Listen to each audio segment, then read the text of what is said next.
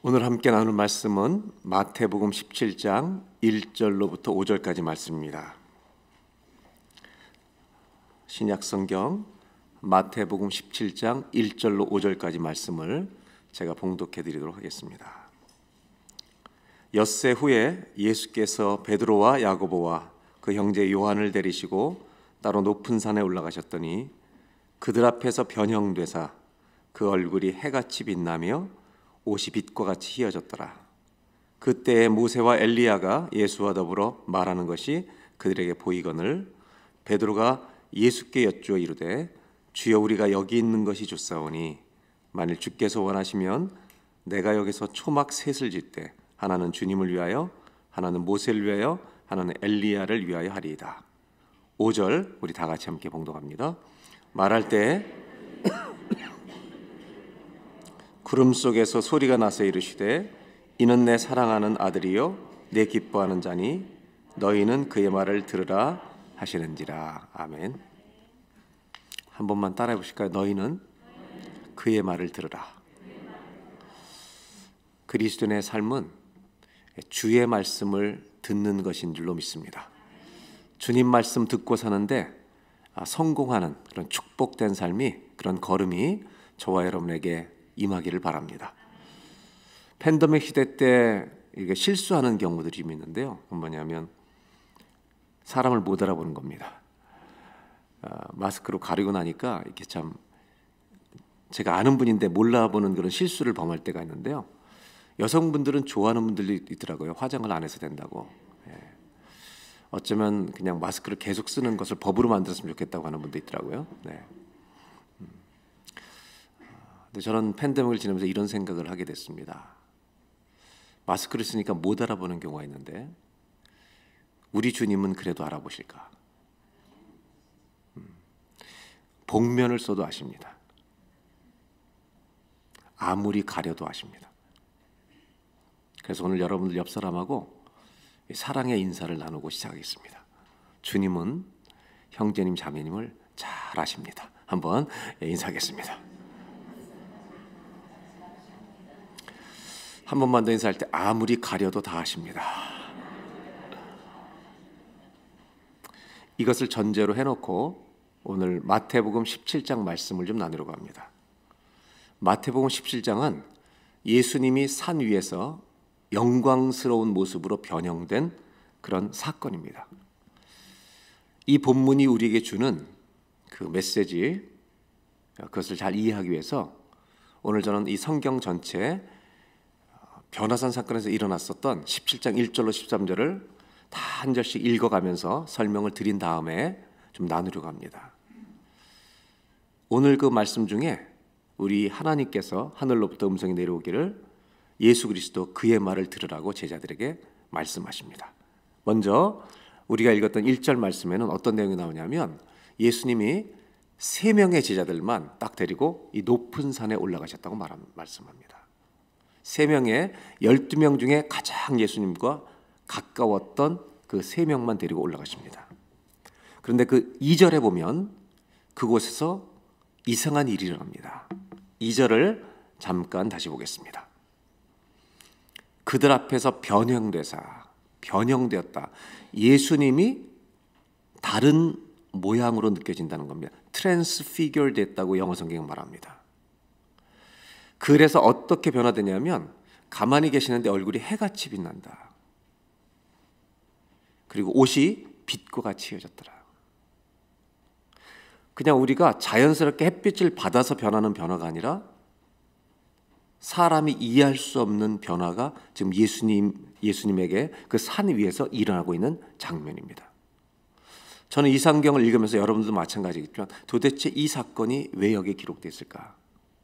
이런 궁금증을 우리는 갖고 있습니다. 우리가 오늘 이 2절의 표현에서 성경이 의도적으로 우리한테 알려주고 있는 것은 주님의 특별한 변화입니다. 목적이 없는 것이 아니겠죠. 그리고 이것은 복음서 4개 중에 3개의 복음서에 동일하게 기록되어 있습니다. 놀라운 일이 지금 일어나고 있는 것을 성경은 의도적으로 알려주십니다. 더 놀라운 것이 3절에 등장합니다. 3절. 세 명의 제자들이 보고 있는데 그때 모세와 엘리야가 예수와 더불어 말하는 것이 그들에게 보이거늘. 이거는요, 이해할 수 없는 일입니다. 우리를 당황케 하는 이야기입니다. 예수님의 얼굴이 변형되시면서 제자들이 아는 거예요. 모세와 엘리야가 등장합니다. 이 두 사람은 뭔가를 대표하고 있습니다. 모세는 율법을 대표하는 인물입니다. 출애굽의 증인입니다. 엘리야는 선지자를 대표하는 인물입니다. 하나님의 율법을 세상에 알려주는 모세와 하나님의 말씀을 전달해주는 선지자 대표하는 엘리야가 예수님과 대화하고 있는 장면입니다. 이것을 제자들은 목격하고 있다는 말입니다. 이 세상에서는 절대 일어날 수 없는 일입니다. 기독교 신학은 산자와 죽은 자의 교통이 불가능하다는 것을 증거하고 있습니다. 그래서 기독교에서는 죽은 사람을 불러내서 대화하는 영매라고 하는 역할이 있잖아요. 엄격하게 경고합니다. 그들을 죽이라고 말할 정도입니다.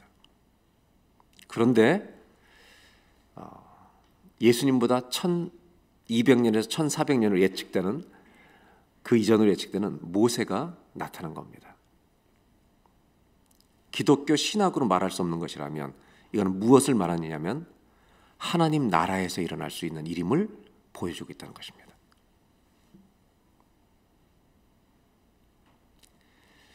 지금 이 사건은 이 땅에서 일어날 수 있는 일이 아닙니다. 하나님 나라에서만 일어날 수 있는 일이 이 땅에 지금 그 산에서 제자들에게 드러난다는 것을 우리에게 보여주고 있는 말씀입니다. 세 명의 제자들은 얼마나 당하겠습니까? 이걸 읽는 우리들도 당황스러운데 베드로는 즉시 한 가지를 요청합니다. 그 감당할 수 없는 놀라운 감격 속에 그 영적인 신비한 체험 속에 베드로는 초막셋을 짓겠다고 말합니다. 하나는 주님을 위하여, 하나는 모세를 위하여, 하나는 엘리야를 위하여 이 순간을 사라지게 하고 싶지 않고 이 속에서 영원히 거하고 싶다는 고백입니다. 바로 그때 오늘 우리가 관심을 가지게 될 하늘에서부터 주님의 음성이 들려옵니다. 우리 이 성경을 읽으면 하나님 아버지께서 말씀하시는 것을 금방 알 수 있습니다. 왜? 예수님이 세례 받으실 때 했던 표현이 그대로 나오기 때문입니다. 5절을 한번 보겠습니다. 이렇게 베드로가 말할 때 호련히 빛난 구름이 그들을 덮으며 구름 속에서 소리가 나서 이르시되 이는 내 사랑하는 아들이요 내 기뻐하는 자니. 세례요한에게 세례를 받으시고 나오실 때 하늘에서부터 들려온 음성이었습니다. 한번 따라하시까? 너희는 그의 말을 들으라. 이 지금 변화산 사건에서 하나님이 제자들에게 부탁하고 싶은 것은 예수 그리스도의 말을 들으라는 것입니다. 오늘 아침에 저는 우리 모든 성도님들과 나누고 싶은 것은 이 사건이 우리에게 말씀하고 있는 것. 우리에게도 이 사건을 통해 주님이 무엇을 말씀하고 계시는지 들으라고 말씀하시는데 우리도 들을 수 있는 은혜가 있기를 바랍니다. 도대체 무엇을 말씀하시는 것일까? 이 사건 전체를 통해 또 부분을 통해 그분의 말에 귀를 기울여야 한다는 것입니다. 왜 이렇게 우리가 감당할 수 없는 광경을 이 땅에서 보여주시는 것일까? 그 다음 절 하나님의 음성까지 들리니까 이 권위 있는 주의 음성이 들렸을 때 이들이 취할 수 있는 행동은 하나밖에 없었습니다. 6절 제자들이 바닥에 엎드려 버립니다. 너무너무 두려워합니다.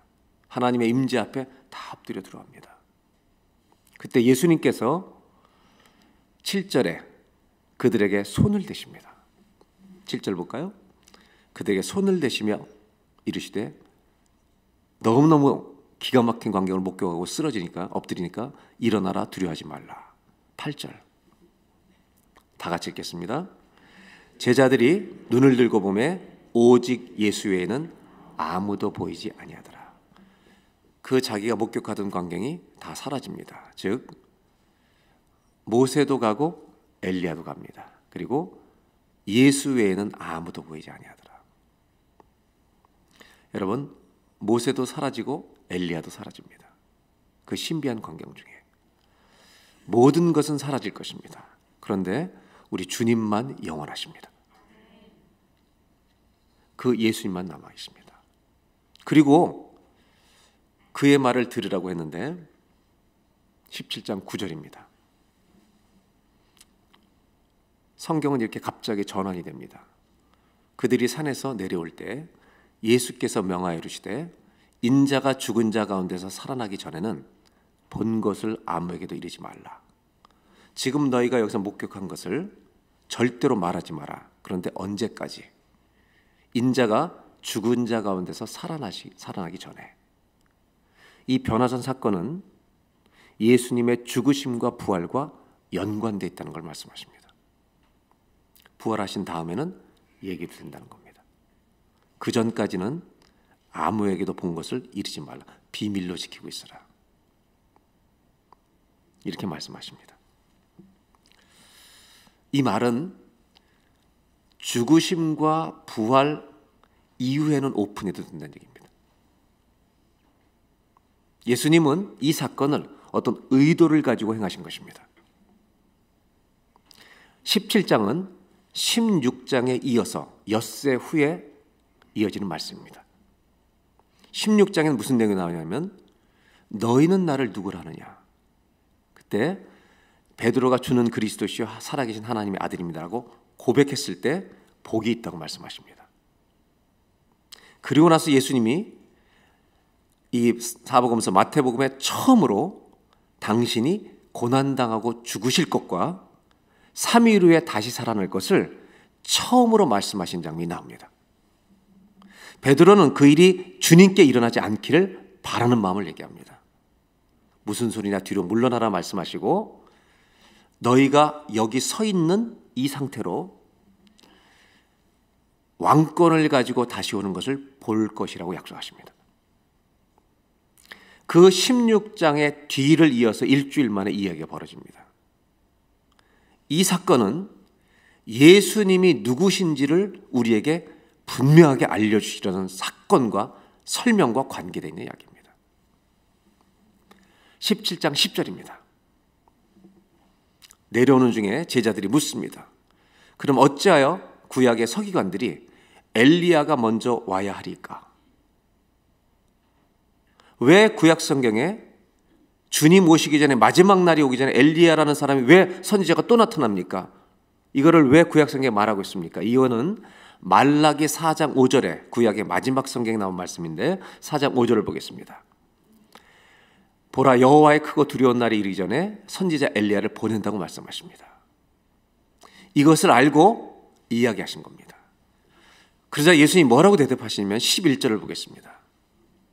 예수께서 대답하여 이르시되 엘리야가 과연 먼저 와서 모든 일을 회복하리라. 엘리야는 구약 성경에 얘기했던 지금 등장했던 선지자 엘리야가 아니라 어떤 제2의 엘리야를 말하는 겁니다. 12절 이제 중요한 얘기를 하시는데 내가 너희에게 말하는 엘리야가 이미 왔다. 그런데 왔는데 사람들이 알지 못하고라고 말합니다. 세상은 주님이 보내신 사람들을 알지 못할 수 있습니다. 사람들이 알지 못하고 그를 임의로 하나님의 길을 준비하는 엘리야가 왔는데 모르니까 막대했다는 겁니다. 바로 엘리야는 세례 요한을 상징하는 세례 요한을 가리키는 말입니다. 인자도 세례 요한이 이제 앞으로 죽게 될 텐데 인자도 이와 같이 그들에게 고난을 받으리라. 세례 요한이 목배임을 당해 죽잖아요. 인자도 주님이 중요한 얘기하는 거예요. 사람들이 몰라본다는 겁니다. 예수님을 몰라본다는 겁니다. 그래서 내가 고난을 당할 거다. 고난을 예고하십니다.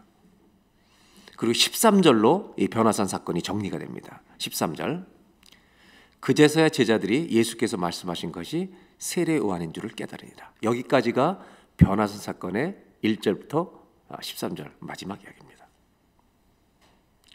이 전체 이야기 속에 하나님의 음성이 들리는데 그의 말에 귀를 기울이라 그런 것입니다. 여러분, 무엇이 들립니까?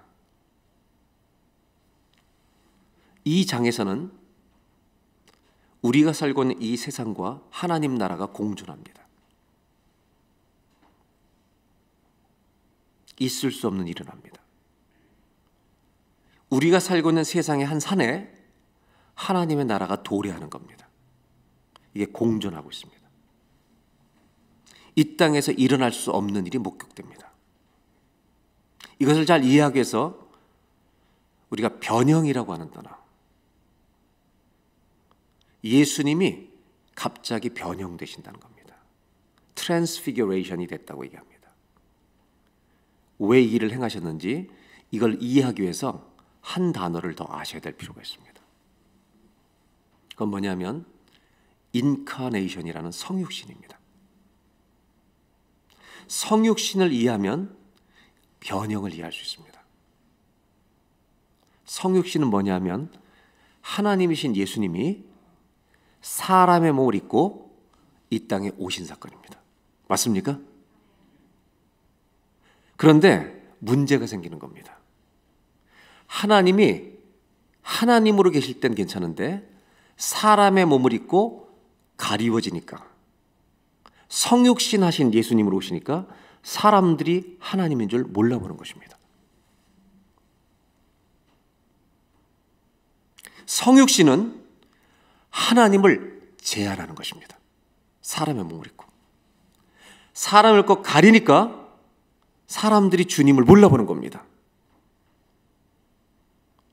그런데 변화산에서 변형됐다는 것은 하나님의 나라와 세상이 공존되는 곳으로 그들을 보여주셨다는 것은 하나님이 예수님이 누구신지 자신을 세 명의 제자들에게 완전히 드러내 주셨다는 것을 의미합니다.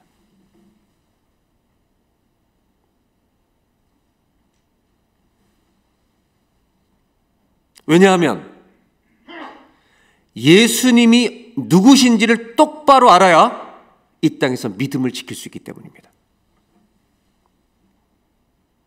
애매한 주님을 알면 우리 믿음은 수시로 흔들립니다. 우리가 믿는 예수님은 하나님이십니다. 앞으로 고난을 당하실 것입니다. 사람들은 더 하나님이 아니라고 생각할 것입니다. 제자들에게 내가 하나님이라는 사실을 열어 보이신 사건이 변형 사건입니다. 성육신은 하나님 되심을 인간의 몸으로 가리우신 사건이라면, 변형은 세 명의 제자들에게 내가 하나님이라는 것을 완전히 보여주신 사건이란 말입니다. 그래서 마이클 그린이라는 사람은 뭐라고 표현하냐면 The suffering servant, 고난당하실 종과 The glorious Messiah, 글로리스, 영광스러운 메사야가 are blended, 이 변화산에서 섞여 있다는 것입니다. 이분은 고난당하러 내려가실 종인데 그분이 하나님, 영광스러운 주님이라는 것을 제자들은 보게 되었다는 것입니다. 왜 이렇게 하시는 거냐면 예수님이 누구신지를 보는 것은 환난과 핍박이 있는 초대교회 역사에서 너무나 중요한 준비가 되기 때문입니다.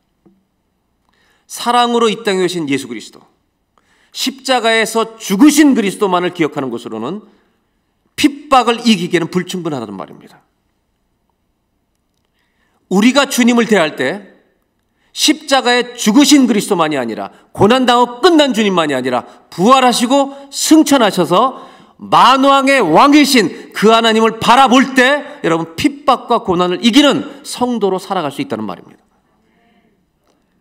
이 세대만이 아니라 바로 우리 세대도 주님의 길을 따라가려면 십자가에 죽으신 좋은 선생님 예수가 아니라 부활하시고 승천하시고 하늘 보좌에 앉아 계셔서 왕으로 이 땅을 통치하시는 그 예수님을 믿을 때 이 땅의 환난과 핍박을 이기는 성도로 살아갈 수 있다는 말씀을 이 사건을 통해 보여주신다는 말입니다. 얼굴이 해같이 빛나셨습니다. 변형되셨습니다. 당신이 사람의 몸으로 가리셨던 메시아, 영광스러운 하나님이심을 드러낸 사건이란 말입니다. 요한계시록 1장에는 예수님이 누군지를, 어떤 분인지를 보여주는 장면들이 나옵니다. 핍박받는 성도들이 그 믿음을 지킬 수 있도록 요한계시록을 주셨습니다. 1장 16절에 이렇게 말합니다. 그의 오른손에 예수님을 가리키는 말입니다. 7별이 있고 그의 입에서 좌우에 날선 검이 나오고, 다 같이 그 얼굴은 해가 힘있게 비치는 것 같더라. 변화산에서 표현하고 있는 것과 똑같은 표현입니다. 이분이 예수 그리스도입니다.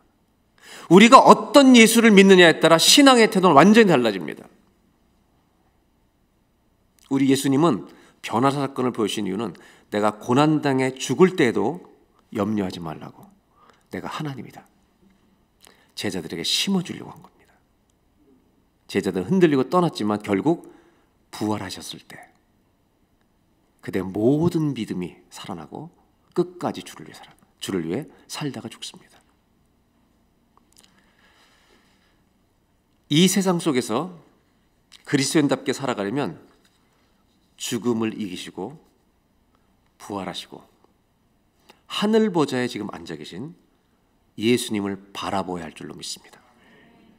변화산 사건은 십자가에 죽으시기 전에 자신 누구신지를 제자들에게 드러내 주신 사건입니다. 그리고 이제 죽으신 후에 부활하심으로 내가 이 모든 세상과 전우주 왕권을 가진 자임을 드러내실 것을 약속하신 사건이 바로 이 플레지, 주님이 보여주신 서약의 사건이 변화산 사건이라는 말입니다. 나는 죽음을 이길 것이다. 우리는 어떤 주님을 예배하고 있습니까? 십자가에서 죽으시고 부활하시고 승천하셔서 지금 하늘 보좌의 영광 중에 앉아 계신 주님을 예배하는 저와 여러분이 되시길 바랍니다. 만일 그 영광스러운 주님을 붙들지 않는다면 우리는 어저께 지난날의 과거의 예수님만을 예배하고 있을 뿐입니다.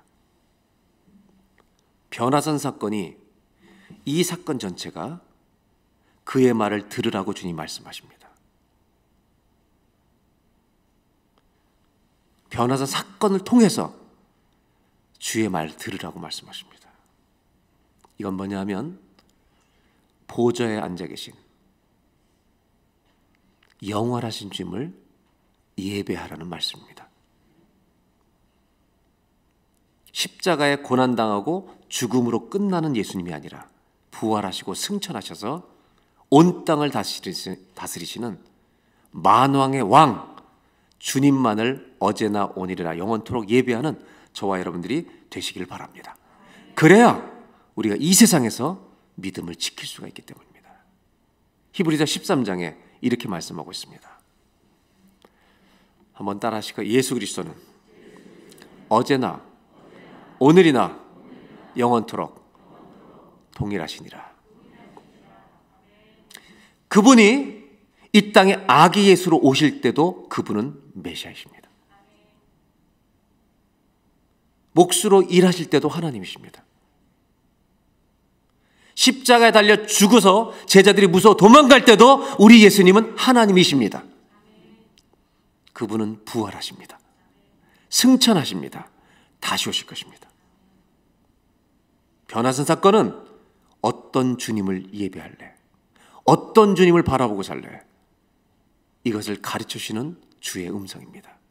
오늘 첫 번째로 나누고 싶은 것, 저와 여러분이 이런 주님을 예배하길 바랍니다. 한번 따라해 보실까요? 어제나 오늘이나 영원토록 동일하신 예수 그리스도를 예배하십시오. 고난당하기 직전에 고난당한다고 두려워 말라. 나는 하나님이다. 만왕의 왕이다. 그것을 약속하신 사건이 변화산입니다. 죽음을 이기실 부활의 약속을 보여주시기 바랍니다. 보여주신 것입니다. 왜냐하면 믿음이 흔들리지 않기를 바라시기 때문입니다. 그의 말을 들으라. 무슨 말을 들으라는 겁니까? 이 변화산에서 주의 음성이 들립니다. 예수 그리스도는 만왕의 왕이시니라. 이 음성을 듣고 그분만을 예배하는 저와 여러분의 신앙이 되시기를 주의 이름으로 축복합니다. 두 번째로 나누고 싶은 건 뭐냐면 베드로가 초막셋을 지려고 했던 장면입니다. 그때 하늘에서 음성이 들리는데 그의 말을 들으라. 타이밍이 어떠냐면 초막셋을 짓겠다고 말하는 베드로에게 주의 음성 들으라. 네 말 하지 말고 주의 음성 들으라고 말합니다.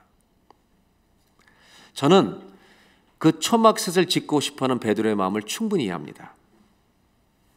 영광스러운 신비한 체험 속에 그냥 머물고 싶은 겁니다. 그런데 신기한 것은 그의 말을 들으라. 이 말씀이 선포되고요. 그 다음 8절을 보겠습니다. 엎드려 있을 때 눈을 들고 보는데 예수님 외에는 아무도 안 보입니다. 다 사라졌습니다. 이제 궁금한 것이 생깁니다. 그의 말을 들으라고 하셨는데 예수님은 일어나라고 두려워하지 말라고 말씀하신 다음에 그 다음에 아무 말도 안 하세요. 그게 전부예요.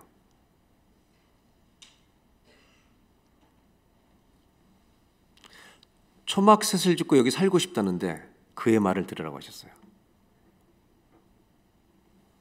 엎드렸어요. 일어나라고 두려워하지 말라. 그게 전부예요. 도대체 이 말씀하시려고 그의 말을 들으라고 하신 건가? 그 다음 9절을 보겠습니다. 그들이 산에서 내려올 때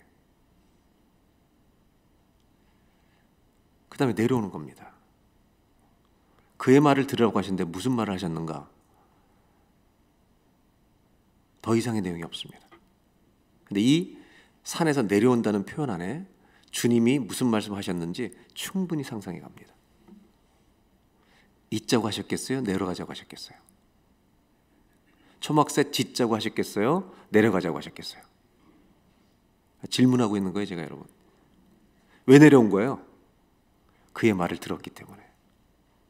초막셋을 짓는다는 것은요, 그들이 알고 있는 주님을 모시는 구약적 방법입니다. 성막에서 주님이 임재하셨습니다. 이제는 세술은 세부대에 담아야 합니다. 우리 몸이 성전입니다. 구약이 가지고 있는 틀이 이제는 주님이 오심으로 깨어지기 시작합니다. 뚫고 나와야 하는 것입니다. 주님은 아마도 이제 내려가자.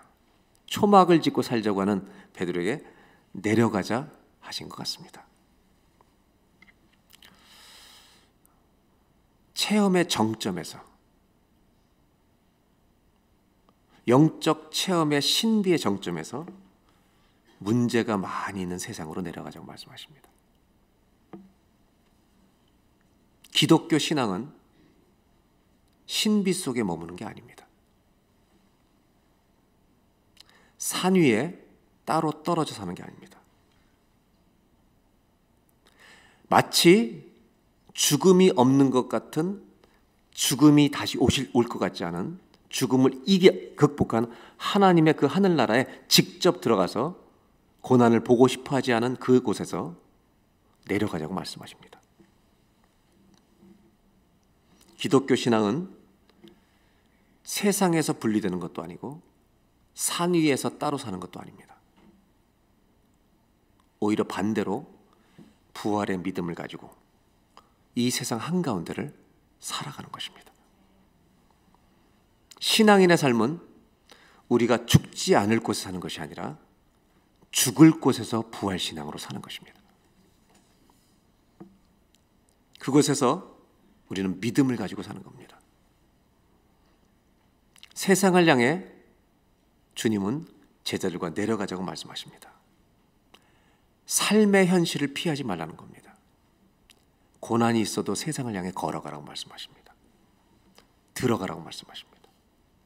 신약 성경은 27권으로 되어 있습니다. 신약 성경은 27개의 책이 둘로 나눠집니다. 사복음서는 하나님이, 예수님이신 하나님이 이 땅으로 걸어 들어오신 책입니다. 나머지 사도행전부터 나머지 23권은 그리스도인들이 예수님의 이름을 들고 세상 속으로 걸어 들어간 이야기입니다. 첫 번째 4권은 예수님이 세상 속으로 오신 거고, 나머지 23권은 그 예수님을 모신 그리스도인들이 이 예수님을 알리고 이분을 전하고 그분이 다시 오심을 알리는, 그걸 전하기 위해 세상 속에 들어간 것입니다. 우리가 살아야 할 곳은 산 위가 아닙니다. 세상 한가운데입니다. 믿음은 하늘나라에서 필요한 것이 아니라 이 땅에서 필요한 것입니다. 290년대부터 370년대를 살았던 기독교 역사에 신학, 교리의 아버지라고 불리는 사람이 있습니다. 그 사람이 아타나시우스라는 사람입니다. 325년에 중요한 기독교 신앙의 중요한 교리를 확보하는데, 지키는데 큰 역할을 했던 사람입니다. 그 사람이 했던 역할은, 가장 중요한 기독교 역사의 기여는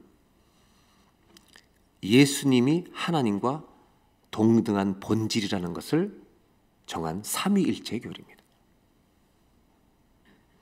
이분이 했던 표현 중에 유명한 표현이 있습니다.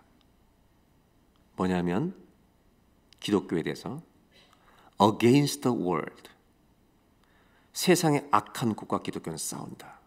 그러나 for the world, 세상을 구원하기 위해 들어간다.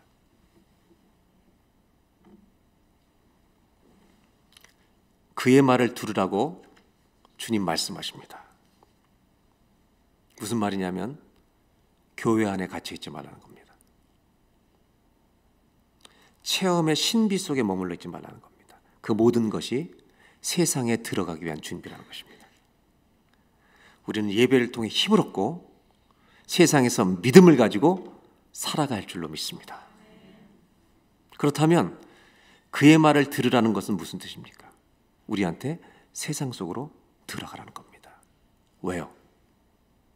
진짜 믿음은 세상 속에서 나타날 것이고, 심지어 진짜 믿음은 세상에서 자랄 것이기 때문입니다. 저와 여러분의 믿음이 세상 속에서 비틀어지는 것이 아니라 강해지고 성숙해지는 복이 있기를 주의 이름으로 축복합니다. 한번 따라 하실게요. 우리의 믿음은 세상 한가운데서 성장합니다. 이런 믿음 가지시기를 주의 이름으로 축복합니다.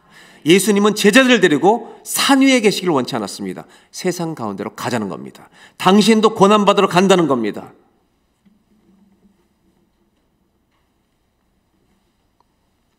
사도 바울은 고린도후서 13장 5절에 이렇게 말합니다.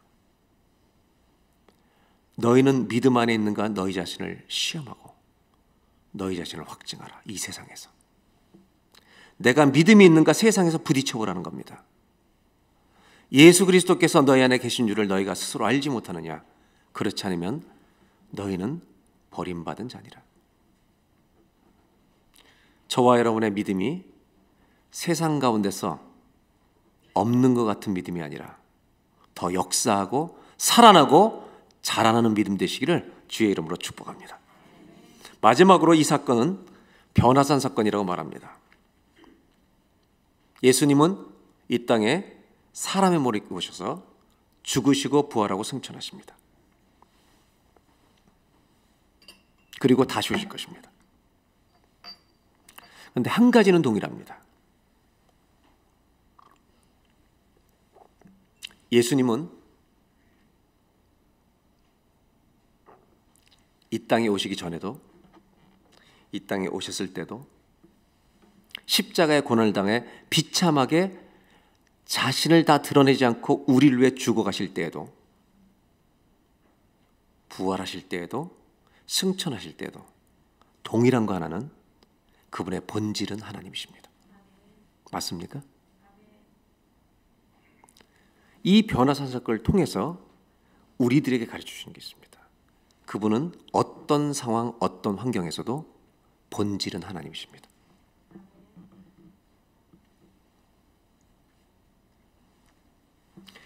우리를 사랑하시는 주님이십니다. 하늘에 계셔도 사랑하시고 이 땅에 오신 것도 사랑하시기 때문입니다.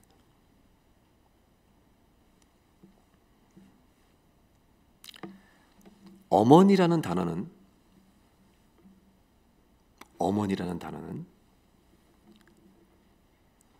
가족을 품고, 아내가 아니라 어머니라는 말은 가족을 품고 끝까지 가족을 사랑하는 사람들에게 드리는 언어입니다. 그런 여성을 우리는 어머니라고 부릅니다. 가족을 내팽개치는 사람은 어머니의 본분을 떠난 사람들입니다. 아내, 이런 단어가 아니라 어머니는 자녀들과 가족들에게 특별한 의미를 가집니다. 제가 몇 년 전에, 오래전에 한국에 갔다 와서 뉴스를 보고 충격적인 이야기를 나눈 적이 있는데, 너무 제가 이제 놀란 적이 있어요. 40대 남자 홀로 사는 독신 청년이 어머니를 모시고 혼자 사는 겁니다.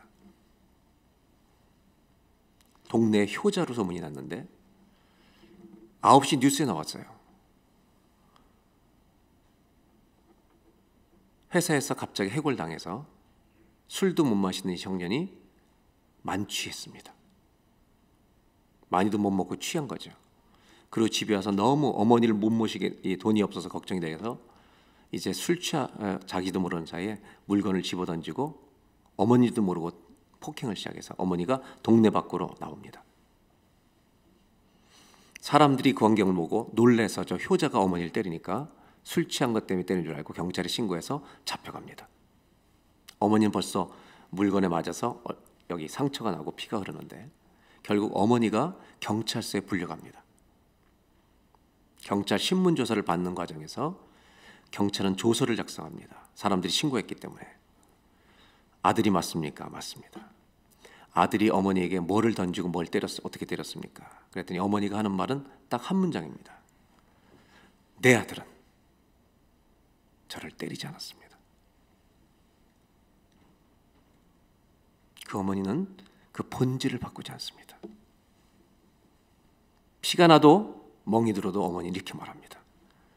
내 아들은 저를 때리지 않았습니다. 저는 뉴스를 보면서 충격적이었습니다. 고난이 와도 내 몸이 깨져도 아들은 지킵니다. 이것이 어머니입니다.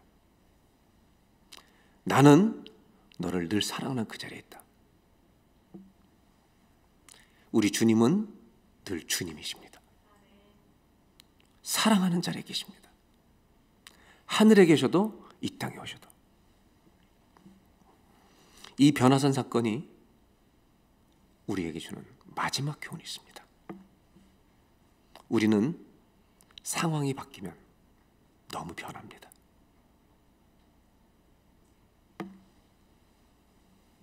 산 위에서는 그리스도인인데 내려오면 아닐 때가 너무 많습니다. 그의 말을 들으라고 말씀하십니다.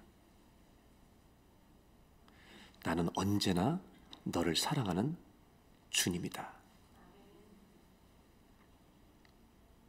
무엇을 말씀하십니까? 한 번만 따라 하실까요? 상황이 바뀌어도 믿음은 변치 마십시오. 이 땅에 내려와서도 그리스도인이 되어달라고 말씀하십니다. 세상 한가운데를 걸어갈 때도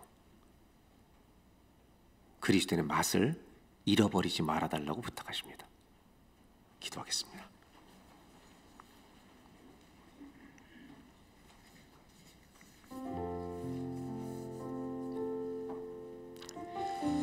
변화산 사건은 특별한 기적입니다. 성육신으로 가려주신 주님을 변화사 변형되심으로 당신이 누구신지를 다 드러내시는 사건입니다. 우리가 매주 예배할 때마다 이 힘든 세상을 믿음으로 지키며 걸어가기 위해 이 주님을 예배해야 합니다. 고난당하시고 끝난 주님이 아니라 죽음을 이기고 부활하신, 승천하시고 다시 오실, 지금은 영광 중에 하나님 보좌 우편에 앉아 계신 어린 양 예수 그리스도를 예배할 때, 그분을 바라볼 때 이 땅에서 믿음을 가지고 끝까지 걸어갈 수 있습니다. 하나님, 오늘 기도합니다. 저희를 도와주셔서 이 세상 한가운데로 다시 걸어갈 터인데 그 속에서 믿음이 무너지거나 쓰러지거나 깨어지지 않게 하시고 더 강해지게 하여 주시고 더 드러나게 하여 주시고, 하나님, 우리 믿음이 성장하는, 성숙해지는 역사가 있도록 주여 저를 붙들어 주시옵소서, 도와주시옵소서. 주님은 하늘에 계셔도 이 땅에 계셔도 변치 않으십니다. 우리를 사랑하는데 늘 한결같으십니다. 이 변화사 사건이 오늘 우리들에게 주시는 교훈이 있습니다. 그의 말을 들으라. 변치 말아달라고 말씀하십니다. 아무리 상황이 힘들고 바뀌어도 그리스도인의 맛을 잃어버리지 말아달라고 부탁하십니다. 주님, 어떤 상황이 와도 우리의 믿음이 변치 않는 그리스도인으로 그 주님을 예배하고 따라가는 저희가 되게 하여 주옵소서. 우리 다 같이 한번 기도하겠습니다. 하나님 아버지, 감사합니다.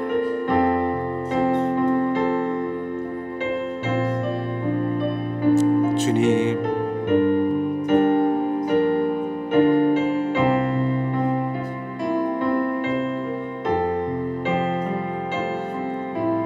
하나님,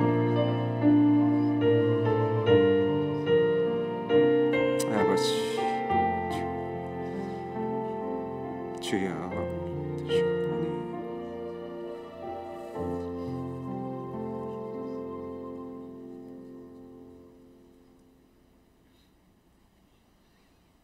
하나님 아버지, 이 변화산 사건을 통해 주님의 말을 듣게 하여 주시길 원합니다. 성육신으로 가려진 주님이 변화산에서 자신을 다 드러내십니다. 왜냐하면 고난당할 이 제자들과 기독교인들을 생각하시기 때문입니다.